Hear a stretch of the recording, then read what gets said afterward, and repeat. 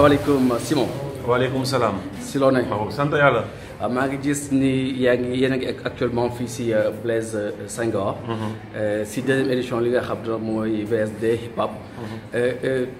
édition bi normalement cinquième la waroon doon pourquoi mu doon deuxième et pourquoi ñu changer le nom également. Bon, c'est un peu différent des 72 heures de hip-hop parce que 72 heures hip-hop c'était plusieurs structures qui ont décidé une initiative, alors que VSD c'est l'initiative d'une structure 99 Records qui impliqué les structures partenaires notamment Africulture, Doxandem Squad, Kai Fetcher, Didi Record, Ludul Rap Galsen Double H Service, Oui Management, Artiviste Bougnon Bayano, il y a aussi il y a quelques autres, il y a quelques structures d'hip-hop, donc nous impliqué ci BSD bi. Donc mu xaw a nekk un peu concept bu différent parce que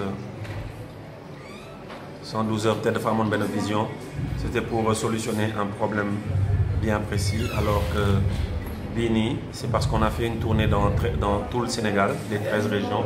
On a ouvert des bureaux dans les 13 régions. On les a appelés le réseau des cultures urbaines. Et chaque année, on voulait rassembler justement ces régions-là, rassembler ces bureaux-là. Nous sommes au Dakar. Nous sommes avec les structures qui sont ici à Dakar. Mais ça a aussi à rien, la presse. Nous savons que voilà, chez eux, ça bouge.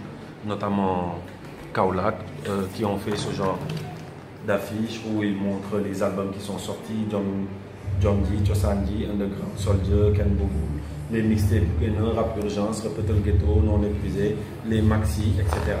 Après les maxi, il y a les festivals à Kaolack, Festab, Art Hip Hop, Ma Région, Ma Fierté, Festi 2H, les structures Ajad, Wassila, Khel Khel, Ndiabotou Kurgi, Underground, à l'honneur, 785, 785 et Radgi Production, etc. Les studios, il faut Canfor Studio, 785, Wassila, Marco, etc. Donc chaque région a à peu près ça. Madame, dans ces stands, ils ont aussi des marques de vêtements, ils ont les albums, les supports Yugena, pour montrer ce qui se fait de bien en matière de hip-hop dans ces régions-là. Donc, lolo ñu tax a jóg wane ne Sénégal du Dakar, affaire yamul Dakar, am na luy xew ci région yi aussi, et que ñoom tamit ñu ñëw fësal seen bopp à travers benn plateforme boo xam ne ils vont retrouver toutes les structures de Dakar. Voilà lan lañ si mën a jël comme programme suñu xamee ni hip-hop bi du rap rek, donc graffiti bi, danse bi ak yooyu yëpp ñu ngi ci. Donc le programme c'est quoi? Justement, en parlant de graphe, il y a Docta qui est là, qui fait un atelier graphe. Il y a Nyom DJ DJ Paul qui fait un atelier DJ. Il y a Nyom Bayano, Artiviste, KFH, qui font un atelier danse.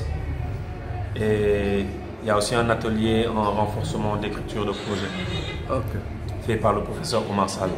Bon, par manque de moyens, il devait y avoir l'atelier en infographie, en MAO, musique assistée par ordinateur, plus d'autres activités, mais malheureusement, on a été obligé d'éliminer pas mal de choses qu'on voulait faire par manque de moyens. En parlant de moyens, donc est-ce que le ministère de la Culture également a fait une participation à une structure qui je dirais pas le rap, Galsen, mais la musique en général?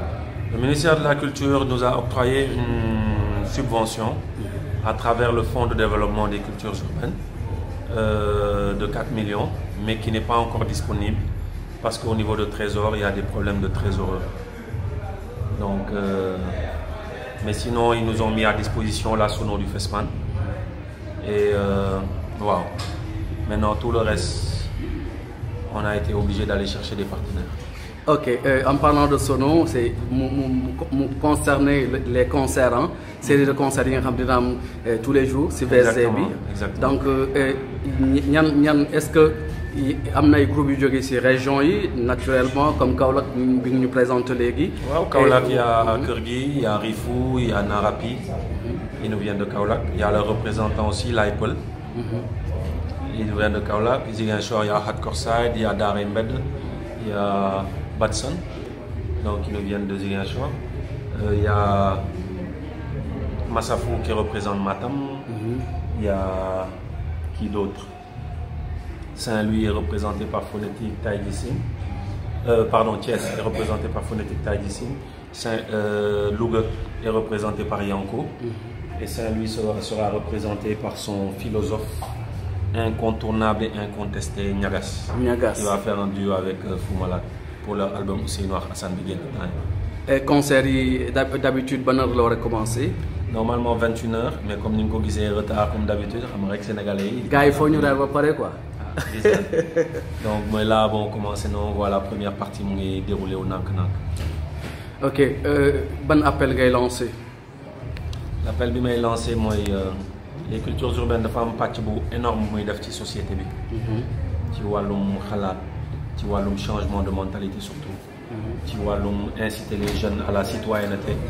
Tu vois defar jikko yi ci wàllum spiritualité nit yi gën a dellu xel yi ci diine et yoon la buy tel ay manifestation yu mel nii surtout manifestation yoo xam ne à 80% ay formation ak ay atelier ak ay conférence lay jiital yoon la ñu soutenir ko donc appel boobu la ñuy lancer et di wax ne tamit na nit yi def la différence entre Simon l'activiste, le Yanamariste, et Simon le producteur, le promoteur de spectacle, le directeur de label.